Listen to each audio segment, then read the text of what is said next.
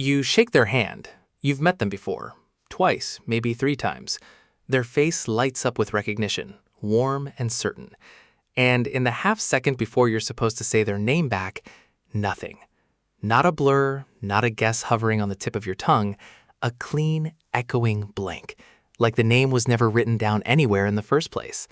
So the theater begins. You say, "Hey, you," with a little too much warmth. You slowly angle your body toward a friend, praying they'll jump in and introduce themselves first. Somewhere in there, you'd honestly welcome a fire alarm. And under the small talk, a quieter voice starts up. What is wrong with me? I'm terrible with people. I must not care enough about anyone. Hold on to that voice for a second, because it's reading the evidence backwards.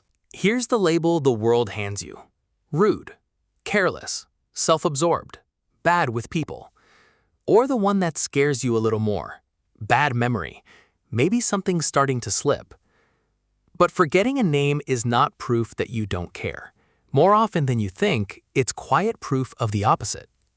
This isn't a glitch in you. It's code that's been running for a very long reason. Your brain isn't failing at its job. It's doing exactly the job it was built for. A name just isn't high on that list. Stay with me, because once you see the wiring underneath, that guilty little voice loses its grip. I'm Cody, and today we're decoding why some people forget names almost the instant they hear them. Let's open the case file. Not the surface advice, just repeat it 3 times and you'll be fine. I mean the real reason your brain lets a name slide straight off while it holds on to everything else about a person. 4 clues. Follow them to the end and you'll never apologize for this the same way again. Clue 1. A name is a sound with nowhere to land. Think about what a name actually is. Kevin. On its own, it means nothing. It doesn't connect to a picture, a feeling, or a single fact you already know. It's an arbitrary noise assigned to a person before they'd done anything worth remembering. Psychologists actually have a name for this, fittingly enough. It's called the Baker-Baker paradox. In one study, people were shown a photo of a man. Half were told his profession was a baker. The other half were told his surname was Baker. Same exact word. Days later, the people who learned Baker the job remembered it far more easily than the people who learned Baker the name. Why? Because Baker the job drags a whole thread behind it. Bread, flour, warm ovens, an apron, early mornings. Your mind has 100 hooks to hang it on. Baker the surname drags nothing. It just floats there, rootless.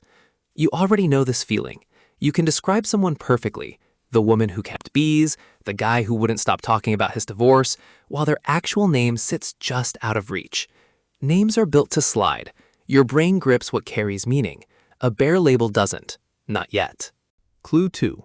At the exact moment the name arrives, you are already somewhere else. Picture the introduction again. In those 2 little seconds, your brain is running a dozen background tasks at once. Reading their face, clocking their tone, working out where you stand. Do they like me? Do I like them? Lining up the clever thing you'll say next. Managing your own hands. Your working memory, the small holding tray at the very front of your mind, can only keep a few things live at a time. Right now, it is completely full. And into that full tray, a stranger drops one arbitrary sound. It doesn't get filed. It never even lands. There's a name for this one too. The next in line effect. When people take turns speaking in a group, they remember almost nothing about the person who spoke right before them because they were too busy rehearsing their own turn. If you run a little anxious in social moments, silently narrating, "Am I making enough eye contact? Was that handshake strange?" You live in that state permanently, always half a step ahead of the room. So the name gets handed to a version of you who has already moved on. That's not a memory problem. That's a preoccupation problem. In this investigation, those are 2 very different cases. Clue 3, and this is the one most people never consider. Your brain was never really built to hold on to names the way it holds on to faces. Trace it back. For almost the entire history of our species, survival ran on faces. Is this person family, a friend, a threat? Recognizing the right face in a heartbeat could genuinely keep you alive. So your brain grew dedicated wiring for exactly that. You can pick a familiar face out of a crowd of hundreds, instantly, without even trying. A name is different. It's an arbitrary label with nothing behind it, no built-in meaning for your brain to grab onto.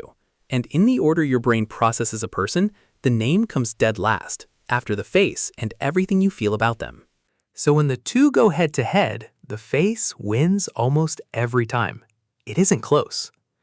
That's why "I know your face, I just can't place your name" is such a universal sentence.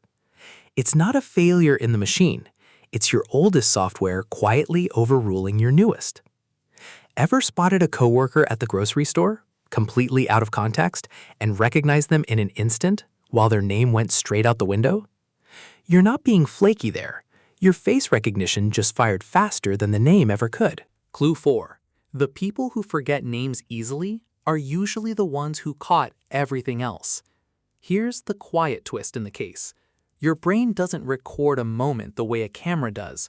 It keeps impressions, feelings, stories, the way someone's face shifted when they mentioned their kid. Here's the thing. It's not that you're some special type of mind. It's a trade every brain makes. The meaningful stuff is far easier to keep than an empty label. So when the name slips, it usually means your attention landed somewhere with more meaning. What you said about your sister, the strange little joke you made, what the whole room felt like. Ask a chronic name forgetter what someone wore to a party 3 years ago, and they might actually be able to tell you, but the name standing right next to all of it, gone.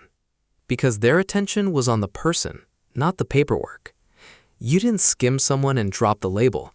You went deep on who they were and let go of the one detail that carries no meaning on its own. Before the verdict, one honest word for the other side of this. Having your own name forgotten stings, and it would be unfair to pretend it doesn't. It can land like a small, quiet message. I didn't matter enough to stick. If that's you, know that the person who forgot almost certainly kept something else about you. What you said, how you laughed. They were there for you, just not for the label. So here's the verdict. The name isn't even truly gone. Most of the time, it's sitting like there, just out of reach, blocked, not erased. That's the tip of the tongue feeling. The file exists, your brain just saved it under least important thing about this human. You're not cold, you're not careless, and you're not losing your grip. You're someone whose mind reaches past the label and grabs the person underneath. And yes, you can sharpen the mechanical part. Say the name back once, out loud. Tie it to a face you already know. You're just building by hand a little bridge your brain never bothered to build on its own. But the shame, that low, quiet belief that forgetting names makes you someone who drifts through the world without really seeing people, you're allowed to set that down. It was never true. You see people, you just don't always keep the sound of them, and the sound was always the least of it. So tell me, when the name is long gone, what's the thing about people you always keep? Their laugh, a story they told, the way they made you feel in the room?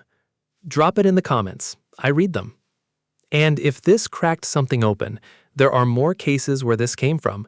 Subscribe and follow along as we decode more of the quiet things we've all been getting wrong about ourselves. Case closed, for now. I'm Cody.